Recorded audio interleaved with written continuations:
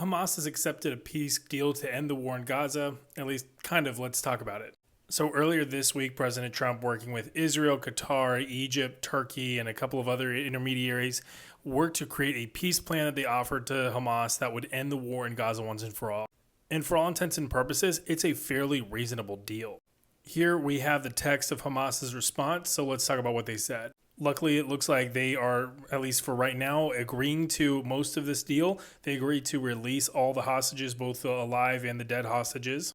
They also agreed to hand over political authority over the Gaza Strip to the Palestinian-led technocratic leadership, which is a huge deal.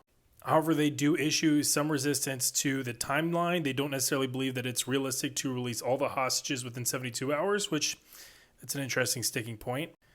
And they also are not fully in agreement with the future long-term plan for Gaza politically. Specifically, they would like to be involved in the long-term rule of Gaza. And it does not seem like they're that fond of demilitarizing themselves. So while they've agreed to some of these core tenets, they've also requested to negotiate even more closely with the U.S. and Israel over this deal. Now, we've seen in the past different peace deals and ceasefire agreements get agreed to only for Hamas to basically renege on that later. Hopefully this is not a similar case. Hopefully this is, something that they can agree on and that actually ends this conflict once and for all. But we'll just have to stay tuned. We'll have to see whether or not they do actually release all the remaining hostages. That is a key term for Israel to end the war in Gaza on their end, and then whether or not they agree to fully demilitarize. So stay tuned and follow for more.